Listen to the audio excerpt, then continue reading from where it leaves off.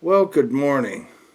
This is Doc Martin. I'm the lone journalist for KRAZ TV with a book review. This book review will be at the Zero channel, and a wonderful book it is too. It's called Growing Undercover by Nikki Jabbour, best-selling author of The Year-Round Vegetable Gardener.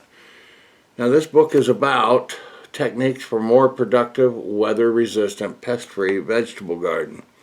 Now, here at Avalon Gardens, where we are here in the Cholla Forest, in the wintertime, I need a lot of these things, and sometimes in the summer when it's really hot, you want shade cloth.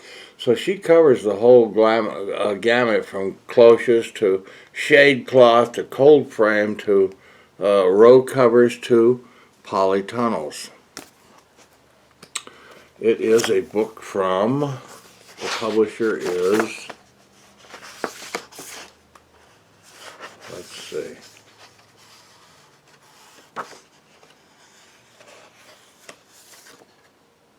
Story Publishing, North Adams, Massachusetts, at story.com.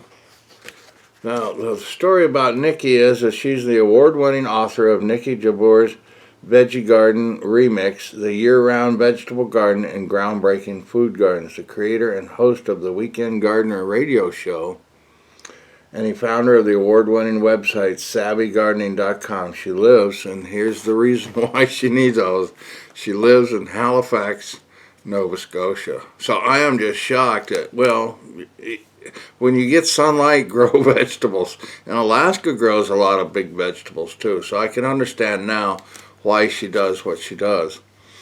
However, in the Southwest and other adverse climates, well, you need things like this. So she goes into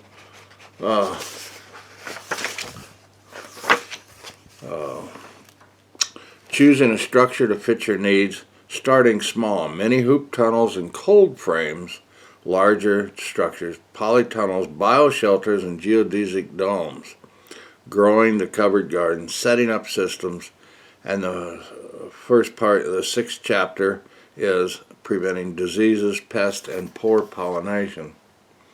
Then she goes into vegetables that love a cover, part two, and it goes from artichoke, arugula, beans, carrots, eggplant, endive. I'm just going through not all of them, squash, Swiss chards, and tomatoes. And she's got many more. So she looks like she's having a real great success, and this is her with a plastic cover. No, it's a mesh cover. That's what I use here in Arizona.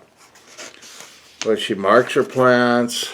8 reasons to become a undercover gardener: grow more food, control the environment, harvest year-round, save money, reap a hyper-local harvest, reduce pest problems, grow the world, and do it your way to more food. You can even use milk jugs, plastic milk jugs, as a cloche. And here she's got clear plastic. I don't know if these are bowls or actually made for that, and milk jugs. Because if it gets too hot, now there's a thing called radiation-induced death, and you have to be very careful, because if it gets too hot, it just kills the poor old plant. So in the daytime, you either got to know to put the shade over it or take the covers off. And it says what type of, so she's got the whole gamut here. She's got the polytunnels, she's got the covering, the mini hoop tunnels, and the cloches.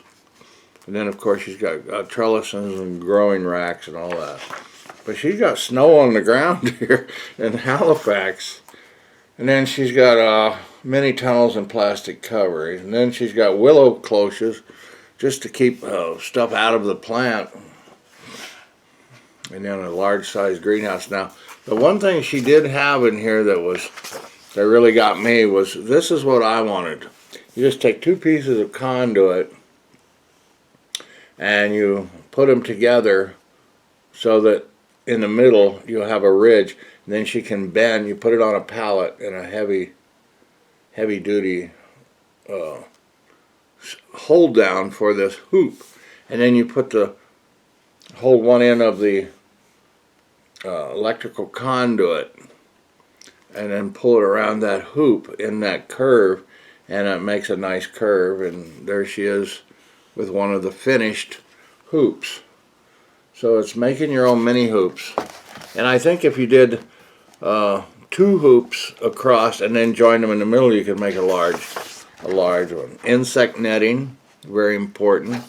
So it can be clear, or we use white. Concrete mesh makes great tunnels. It's a very stiff wire that you can hoop over your raised beds and then put plastic or netting over that also. On the sides, now I have a papaya tree and we're growing it in the winter time, and then it would not survive if I had not put these covers. But she uses hold downs on the plastic so that the wind doesn't whip it up in the meantime. And then I put a little heater, timed heater. Raised beds, or the cold frames, are sunk in the ground. We don't use cold beds here. Fact is, when it's kind of cool, then we start growing putting out garlic and other cold weather spinach and plants and things like that. But larger structures, see, she's actually inside her dome now, and pull back the cover so she can put covers within covers, keep the insects out. And but she's got a very lush garden, and you can make them real pretty. You make little glass greenhouses. You can get kits though, so it makes it really nice. Just choosing the style cover. You want permeability. Here's some of the larger frames. And she says, get help if you need it, but just be sure to provide the pizza and the beer. So she's a wonderful person. I can just see by what she's doing. She shows how to repair holes in polyethylene covers, optional structures. And then you want, if you can, a large mass water harvesting, and also heat sinks so that you can put the heat with coils or in the ground and save it up. So you harvest your water, and then you put heat in it, and then pull the heat out during the winter time. So you've got people here have it attached to their home, so some of that waste heat could come right out of the house and into the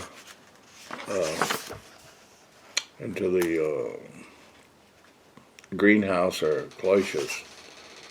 Growing vertically in larger structures, so she has strung up beds of, what do you call it? Strings for tomatoes and things like that. Things that need trellising or holding up and structuring. Mulching. It says, although mulch is an asset in the summer polytunnel, I remove it when cooler temperatures arrive. I find this is a time when slug populations make a comeback, and the straw makes a perfect place for the slugs to shelter. And they'll eat your plants right up, but we don't have slugs out here. It's too dry for them.